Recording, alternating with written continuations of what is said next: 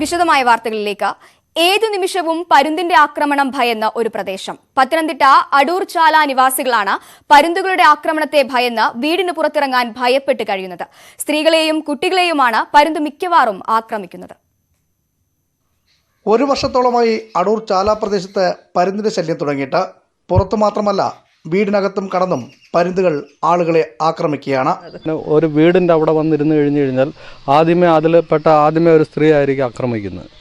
അതിനുശേഷം പിന്നെ അവരെന്തെങ്കിലും ഒരു പ്രത്യാക്രമണം എന്തെങ്കിലും അതിനെ ഓടിക്കുകയോ പറിക്കുകയോ എന്തെങ്കിലും ചെയ്തു കഴിഞ്ഞാൽ പിന്നെ ആ ഭാഗം വിട്ട് പിന്നെ പോകത്തില്ല. പിന്നെ അവിടുന്ന് ആ ചുറ്റുവട്ടത്ത്, ആ വീടിൻ്റെ ചുറ്റുവട്ടത്ത് അവിടെ ഇവിടെയൊക്കെ മാറി ഇരുന്നുകൊണ്ട് അവിടെ പിന്നെ പുരുഷന്മാരെന്നില്ല, കുട്ടികളെന്നില്ല, മുതിർന്നവരെന്നില്ല, ആരെന്നില്ല, എല്ലാവരെയും ഉപദ്രവിക്കും. പ്രദേശത്ത് മുമ്പ് ആരോ വളർത്തിയ പരുന്തുകളാണ് ഇപ്പോൾ വില്ലനായി മാറിയിരിക്കുന്നത്. പരുന്തിന്റെ ആക്രമണത്തിൽ ചികിത്സ തേടിയവരിൽ ഏറെയും സ്ത്രീകളാണ്. ഞാൻ ഇങ്ങോട്ട് വന്നില്ല, അതിന് മുമ്പേ പരുന്ത് അങ്ങോട്ട് വന്ന മുഖത്തടിച്ച് മൂക്ക് മുറിഞ്ഞു, മൂക്കിനകത്ത് മുറിഞ്ഞു, പിന്നെ ചെവിക്കന്നത്ത് മുറിഞ്ഞു. അത് കഴിഞ്ഞ് ചെള്ളയ്ക്ക് പാടുണ്ടായിരുന്നു, പോറലൊക്കെ ഉണ്ടായിരുന്നു. അന്ന് ചോരയൊക്കെ വന്ന് പിറ്റേന്ന് പിന്നെ മുഖമെല്ലാം നീര് കൊണ്ട് 2-3-4 ദിവസത്തേക്ക് തലയ്ക്ക് വേദന ഉണ്ടായിരുന്നു. പിന്നെ മരുന്നൊക്കെ ചെയ്ത് ഇഞ്ചക്ഷനൊക്കെ ചെയ്തപ്പോൾ അതിലിച്ചിരി ആശ്വാസം കിട്ടി.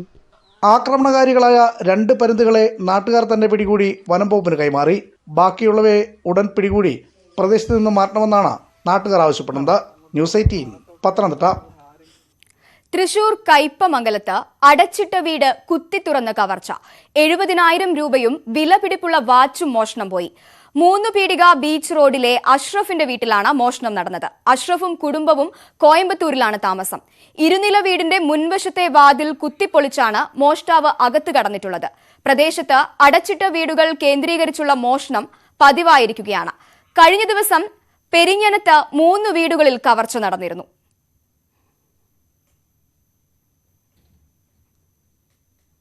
കൊല്ലം പുനലൂരിൽ വീട്ടിൽ കവർച്ച നടത്തിയ പ്രതി പിടിയിൽ. 25 പവൻ സ്വർണമാണ് കവർന്നത്. കണ്ണൂർ ഇരിക്കാർ പട്ടുവയലിൽ ഇസ്മായിലാണ് അറസ്റ്റിലായത്. കുന്നംകുളത്ത് 95 പവൻ സ്വർണം കവർന്ന കേസിൽ അറസ്റ്റിലായതിനെ തുടർന്ന് ജയിലിലായ ഇയാളെ പുനലൂർ പോലീസ് 4 ദിവസത്തേക്ക് കസ്റ്റഡിയിൽ വാങ്ങുകയായിരുന്നു. പുനലൂരിൽ നിന്ന് കവർന്ന സ്വർണം തിരുവനന്തപുരത്തെ 3 ജ്വല്ലറികളിൽ നിന്നായി പോലീസ് കണ്ടെടുത്തു.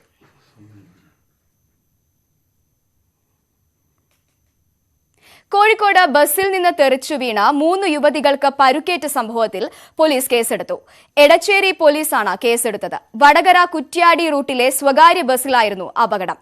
Bus police കസ്റ്റഡിയിലെടുത്തിട്ടുണ്ട്. ഡ്രൈവർക്കെതിരെ കേസെടുത്തു. ഈ റൂട്ടിൽ ചില സ്വകാര്യ ബസ്സുകൾ അമിത വേഗത്തിലാണ് ഓടുന്നതെന്ന് നാട്ടുകാർക്ക് പരാതിയുണ്ട്. കടുവ ശല്യത്തിൽ പ്രതിഷേധിച്ച് വയനാട് അമ്പലവയലിൽ സമരം ശക്തമാക്കി നാട്ടുകാർ. ആക്ഷൻ കമ്മിറ്റിയുടെ നേതൃത്വത്തിൽ അമ്പലവയലിൽ 1000 കൊല്ലിയിൽ റോഡ് ഉപരോധിച്ചു. കടുവയെ പിടികൂടുന്നതിൽ വനം വകുപ്പിന്റെ അനാസ്ഥയിൽ പ്രതിഷേധിച്ചാണ് ഉപരോധം. ഇന്നും ഇവിടെ വന്യമൃഗം ആടിനെ കൊന്നു.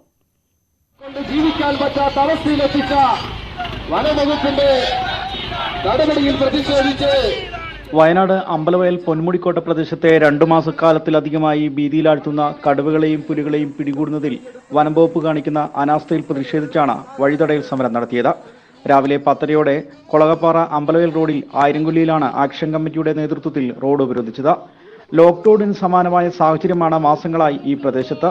കൂലിപ്പണിക്ക് തോട്ടങ്ങളിൽ ഇറങ്ങാനാവാതെ തൊഴിലാളി കുടുംബങ്ങൾ പട്ടിണിയിലാണ്. നിരവധി കുടുംബങ്ങളുടെ ജീവിതമാർഗമായ വളർത്തുമൃഗങ്ങൾക്ക് നേരെയാണ് കടുവയുടെ ആക്രമണമുണ്ടായത്.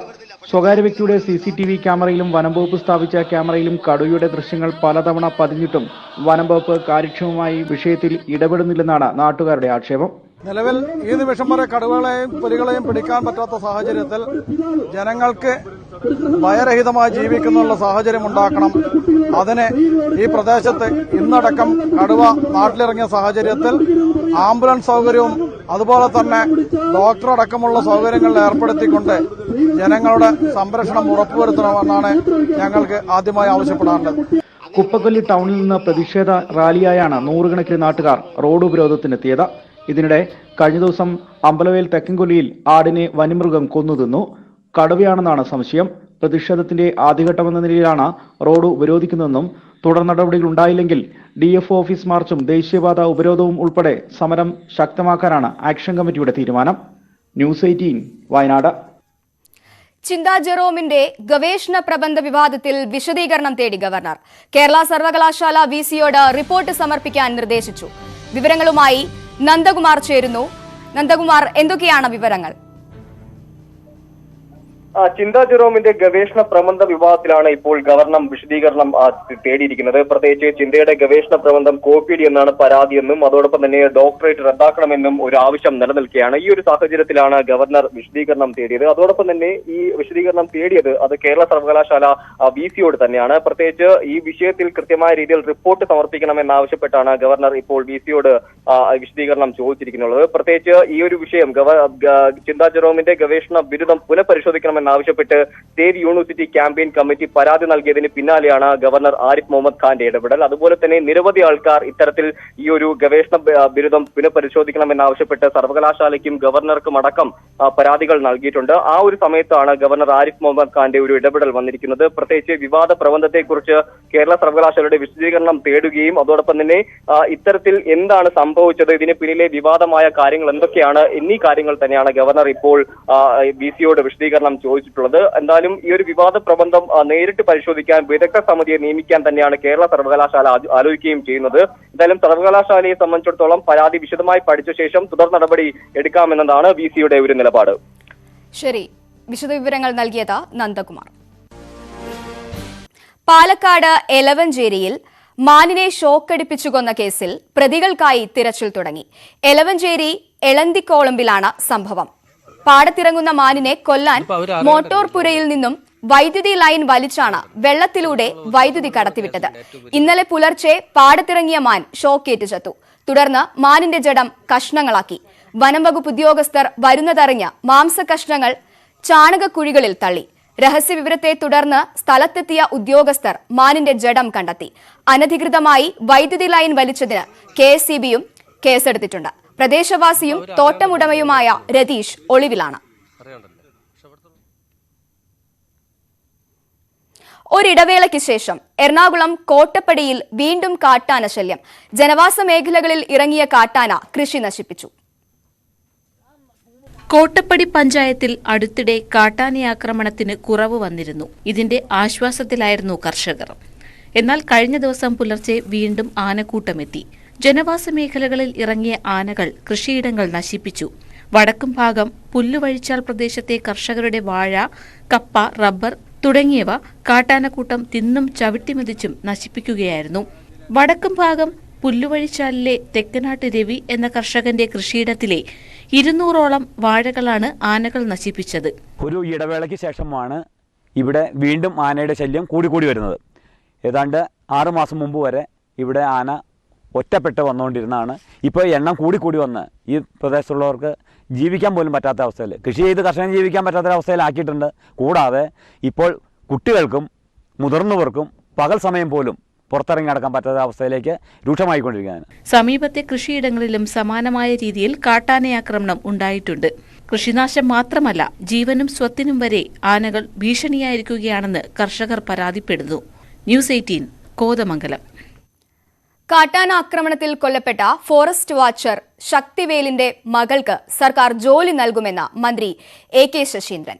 റേഷൻ കട തകർത്ത സാഹചര്യത്തിൽ അവിടുത്തെ കുടുംബങ്ങൾക്ക് റേഷൻ എത്തിച്ചു നൽകുമെന്നും മന്ത്രി ഇടുക്കിയിൽ പറഞ്ഞു. കളക്ട്രേറ്റിൽ ചേർന്ന സർവകക്ഷി യോഗത്തിന് ശേഷം സംസാരിക്കുകയായിരുന്നു മന്ത്രി. ജനവാസ മേഖലകൾക്ക് സുരക്ഷയൊരുക്കാൻ 21 കിലോമീറ്റർ ഹാങ്ങിംഗ് സോളാർ സിസ്റ്റം സ്ഥാപിക്കാനും തീരുമാനമായി. തിരുവനന്തപുരം വെള്ളനാട് ചാങ്ങയിൽ കിണർ വെട്ടുന്നതിനിടയിൽ അപകടം. ഒരാൾക്ക് പരുക്ക്. തൊളിക്കോട് വിനോബ നികേതൻ സ്വദേശി രത്നാകരനാണ് പരുക്കുപറ്റിയത്. മണ്ണു മാറ്റുന്നതിനിടയിൽ കയർ പൊട്ടി മണ്ണോടുകൂടി ബക്കറ്റ് ദേഹത്തേക്ക് പതിക്കുകയായിരുന്നു. മറ്റൊരാൾ കിണറ്റിൽ നിന്നും മണ്ണ് കോരിയെടുക്കുന്ന വേളയിൽ കയർ പൊട്ടി മണ്ണോടുകൂടിയ ബക്കറ്റ് രത്നാകരന്റെ ദേഹത്ത് പതിച്ച് തലയ്ക്ക് ഗുരുതരമായി പരുക്കുപറ്റിയ രത്നാകരനെ മെഡിക്കൽ കോളേജ് ആശുപത്രിയിൽ മാറ്റി.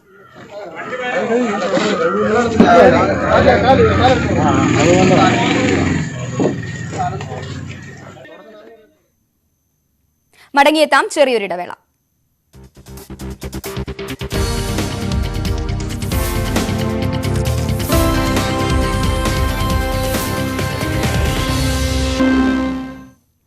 വിദ്യാർത്ഥികളുടെ വിസ്മയ കലാപ്രകടനങ്ങളുമായി Kayamkulam Kattachira captain NP Pillai memorial higher secondary സ്കൂളിൽ കെന്നഡി ഫെസ്റ്റ് നടന്നു. സ്കൂൾ മൈതാനത്ത് നടന്ന ഫെസ്റ്റ് മന്ത്രി ജെ ചിഞ്ചുറാണി ഉദ്ഘാടനം ചെയ്തു.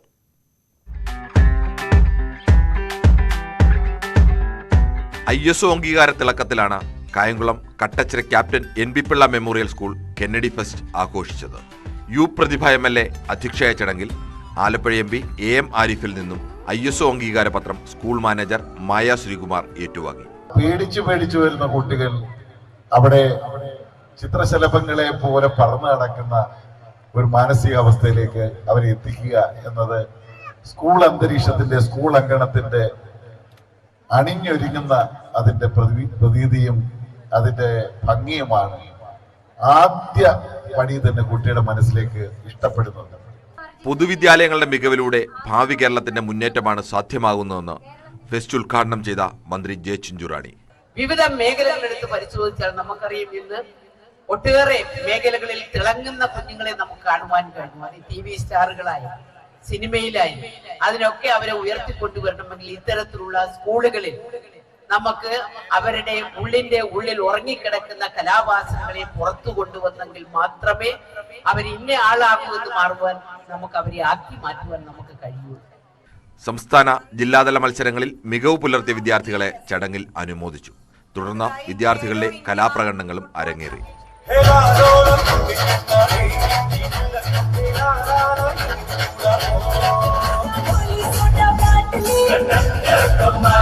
മുൻ MLA R Ramendran, Bharanikkavu panchayat president K Deepa, ജില്ലാ പഞ്ചായത്ത് അംഗം നികേഷ് തമ്പി, പ്രഥമാധ്യാപിക KP മായ, പ്രിൻസിപ്പൽ മിനി വിശ്വനാഥ്, അജോയ് കുമാർ, ദിലീപ് കട്ടച്ചിറ തുടങ്ങിയവർ സംസാരിച്ചു.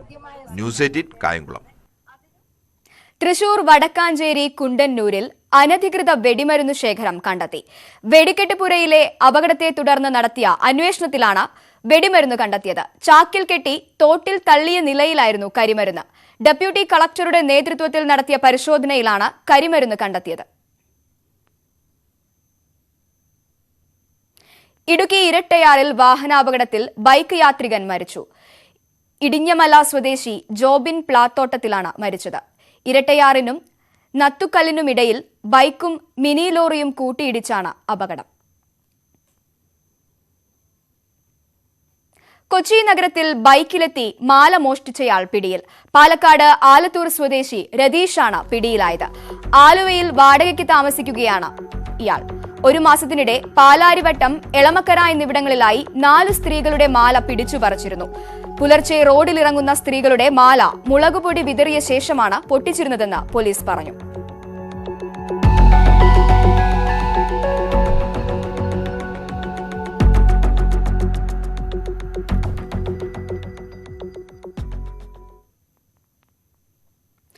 ഓൺലൈൻ പോർട്ടലിലൂടെ കോന്നി മെഡിക്കൽ കോളേജിലെ വനിതാ ഡോക്ടർക്ക് നേരെ നഗ്നതാ പ്രദർശനം നടത്തിയ പ്രതി പിടിയിൽ. തൃശൂർ കരിവണ്ണൂർ സ്വദേശി ഷുഹൈബ് എന്ന 21-കാരനാണ് ആറന്മുള പോലീസിന്റെ പിടിയിലായത്. കഴിഞ്ഞ ദിവസമാണ് സംഭവം നടന്നത്. ആരോഗ്യവകുപ്പിന്റെ ഇ സഞ്ജീവനി ടെലിമെഡിസിൻ സെറ്റിൽ സേവനം നടത്തുകയായിരുന്ന വനിതാ ഡോക്ടർക്ക് നേരെയാണ് രോഗിയെന്ന വ്യാജേന ലോഗിൻ ചെയ്ത യുവാവ് നഗ്നതാ പ്രദർശനം നടത്തിയത്. കാവുകളിലും ക്ഷേത്രങ്ങളിലും കളിയാട്ടങ്ങൾ തുടങ്ങിയതോടെ കാസർഗോഡ് തൃക്കരിപ്പൂർ മണിയാട്ട് സ്വദേശി ആലയിൽ ഭാസ്കരൻ തിരക്കിലാണ്. ഉത്തര മലബാറിലെ തെയ്യക്കോലങ്ങൾക്കു വേണ്ട നിർമ്മാണ ഉടുപ്പുകൾ ഒരുക്കുന്ന അപൂർവം കലാകാരന്മാരിൽ ഒരാളാണ് ഭാസ്കരൻ.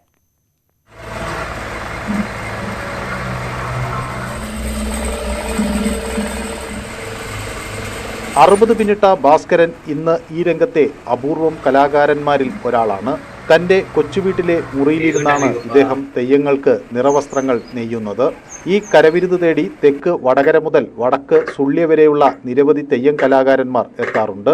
അതേസമയം ഈ മേഖലയിൽ പുതുതലമുറയിലുള്ളവർ തൊഴിലെടുക്കാൻ എത്തുന്നില്ലെന്ന് ഭാസ്കരൻ പറയുന്നു.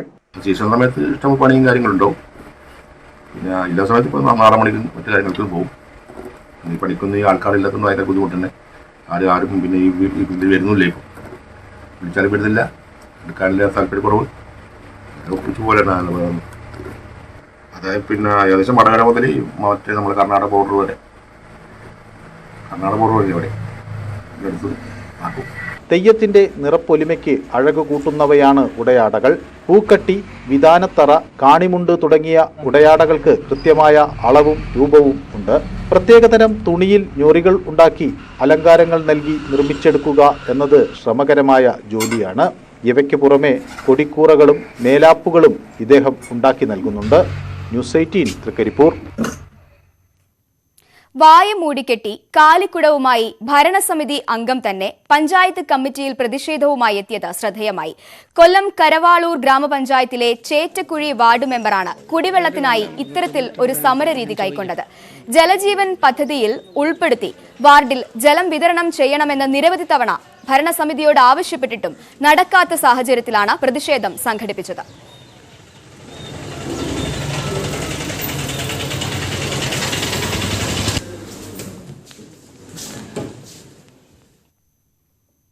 ഈ വർഷത്തെ തോപ്പിൽ രവി സാഹിത്യ പുരസ്കാരം സോമൻ കുടലൂരിന്. പുളിയൻ എന്ന നോവലിനാണ് പുരസ്കാരം. 15,000 രൂപയും ശില്പവും പ്രശസ്തി പത്രവും അടങ്ങുന്നതാണ് award. VJ James, doctor MT Sulekha, doctor Munjinad Padmakumar എന്നിവരാണ് പുസ്തകം പുരസ്കാരത്തിന് തിരഞ്ഞെടുത്തത്. ഫെബ്രുവരി 8-ന് കൊല്ലത്ത് നടക്കുന്ന തോപ്പിൽ രവി അനുസ്മരണ ചടങ്ങിൽ പ്രതിപക്ഷ നേതാവ് VD സതീശൻ അവാർഡ് സമ്മാനിക്കും. ഫോക്ലോറിനെ കുറിച്ച് നിരവധി പുസ്തകങ്ങൾ രചിച്ച സോമൻ കുടലൂരിന്റെ ആദ്യ നോവലാണ് പുള്ളിയൻ. മുൻ രാഷ്ട്രപതി രാംനാഥ് കോവിന്ദ് ഗുരുവായൂർ ക്ഷേത്ര ദർശനം നടത്തി. മമിയൂർ ക്ഷേത്രത്തിൽ ദർശനം നടത്തിയ ശേഷമാണ് അദ്ദേഹം ഗുരുവായൂരിലെത്തിയത്. കുടുംബാംഗങ്ങളും ഒപ്പമുണ്ടായിരുന്നു.